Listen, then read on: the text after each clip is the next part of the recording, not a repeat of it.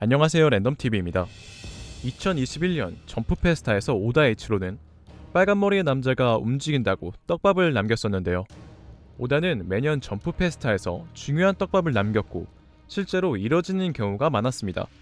그러므로 빨간머리의 남자 샹크스가 움직일 확률이 높아졌는데, 그래서 오늘 소개할 영상은 샹크스에 관한 영상입니다. 과연 샹크스는 어떤 목적을 가지고 움직일지 작중 정황을 토대로 한번 추측해보겠습니다. 샹크스가 마지막으로 등장하는 장면은 레벨리 첫째 날 성지 마리조아에서 오로성과 만나는 장면으로, 샹크스는 해적인 신분으로 성지 마리조아에 등장해 오로성에게 한 해적에 대해서 할 이야기가 있다고 말해 독자들의 궁금증을 자아냈는데요. 그도 그럴 것이 오로성은 샹크스의 등장에 별로 놀란 기색 없이 레벨리 중에 정치에 개입해서는 안 되지만 자네라서 시간을 만들었다며 호의적인 태도를 보여 샹크스와 오로성이 어떤 관련이 있는 것처럼 묘사됐습니다. 그로 인해 많은 독자는 샹크스가 반전의 빌런이나 천룡인과 관련 있는 출생을 가지고 있다고 추측했었는데요. 하지만 저는 샹크스가 출생의 비밀을 가지고 있는 건 맞지만 오로성과 접촉했다는 이유로 반전의 빌런일 가능성은 없다고 생각하고 있는데요. 제가 왜 그렇게 생각하는지 작중 정황을 통해 알려드리겠습니다. 샹크스는 이번 레벨리 회의에서 오로성과 접촉했고 충분히 호의적인 관계로 보였습니다. 저는 샹크스와 오로성이 호의적인 관계로 지내는 이유가 이들의 목적이 같기 때문으로 추측하고 있는데요. 초기에 오로성의 목적은 세계의 균형을 맞추는 것으로, 오로성은 균형을 맞추기 위해 해군, 칠무회, 사왕으로 구성된 3대 세력을 어떻게든 유지했었습니다.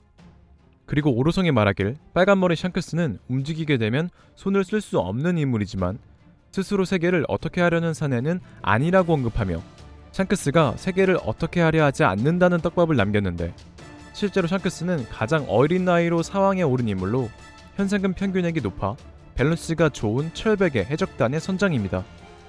그리고 오로성뿐만 아니라 사왕 카이도 또한 전설들과 같이 샹크스의 실력을 인정하며 사왕 샹크스의 위엄을 보여줬고, 정상결전 때는 흰수염을 치러 가는 카이도를 막은 것뿐만 아니라 정상결전에 등장해 아카이누를 막아 전쟁을 끝내기도 했는데요.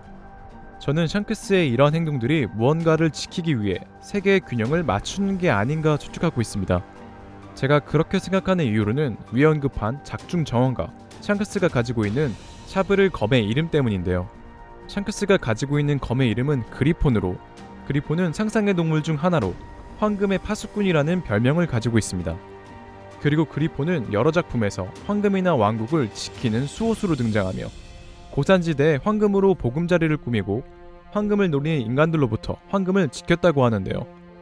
이렇게 샹크스의 검 그리폰의 의미와 현재 샹크스의 작중 행적으로 보아 샹크스는 보물 원피스를 누군가 찾지 못하게 지키고 있는 것으로 생각되며, 세계의 균형을 맞추는 이유 또한 어느 한 명이 로드 포네그리프를 독점해 라프텔에서 보물 원피스를 찾지 못하게 하기 위함이 아닐까 추측하고 있습니다. 그렇기 때문에 샹크스는 몇십 년을 흰수염배에 조용히 지내다 세상에서 제일 이질적인 열매 어둠 열매와 흰수염으로부터 최강의 파괴력을 가진 열매 흔들흔들 열매의 능력을 얻은 마샬 디 티츠를 주시하고 있는 것으로 보이며, 그렇기 때문에 오로성에게 언급한 해적도 검은 수염 티츠가 아닐까 생각됩니다.